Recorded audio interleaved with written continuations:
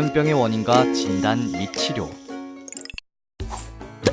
조현병이 의심될 때 치료에 관한 의사결정은 어떻게 하면 좋을까요? 가족, 그리고 주치의와 함께하는 의사결정을 해보는 건 어떨까요?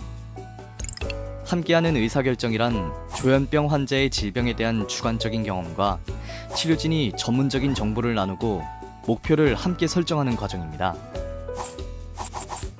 환자 당사자의 삶의 목표에 맞는 치료 목표를 치료진과 함께 세우고 이에 맞는 치료 계획을 실천하는 것이 중요합니다.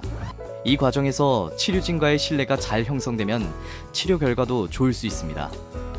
되도록 질병 초기부터 함께하는 의사결정이 이루어져야 하며, 이를 위해서는 당사자와 가족들도 조현병에 대해 이해하고 치료의 필요성에 대해서 더 잘 알아야 합니다.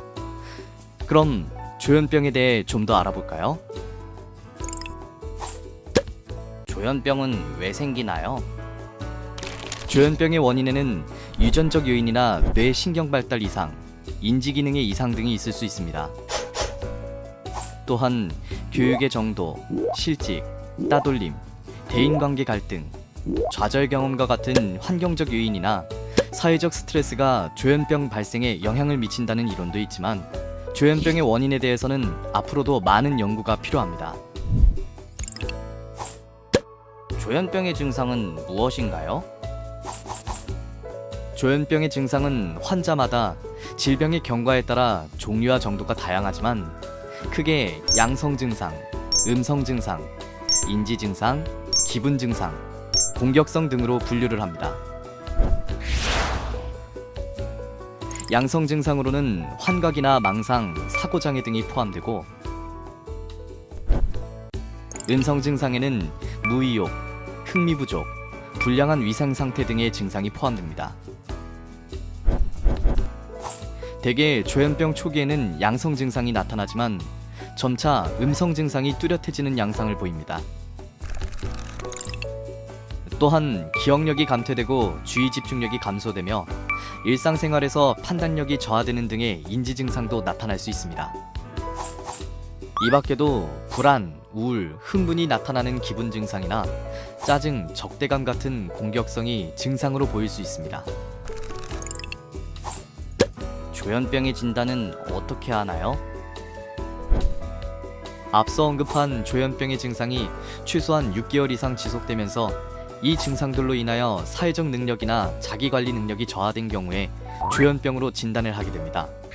조현병은 숙련된 전문의가 병력과 증상을 관찰 후 진단해야 하며, 진단의 신뢰성을 위해 국제 가이드라인을 참고하고 있습니다. 조현병은 조기 치료가 중요하기 때문에 질환이 의심되거나 발현되었을 때 최대한 빠른 시일 내에 전문의를 찾아가는 것이 필요합니다. 조현병은 어떤 치료를 받나요? 조현병의 치료는 크게 약물 치료와 심리사회적 치료로 나누어집니다. 그중 가장 중요하고 기본적인 치료 방법은 약물 치료입니다. 약물 치료는 급성기 치료와 유지 치료로 나누어서 설명할 수 있습니다. 먼저 급성기 치료는 입원 환경에서의 약물 치료와 지지 정신 치료가 바탕이 됩니다. 일단 급성기 증상이 어느 정도 호전되면 외래에서 약물 치료를 유지하면서 다양한 치료 방법들을 고려할 수 있습니다. 약물 치료와 병행할 수 있는 다양한 심리사회적 치료 방법도 있습니다.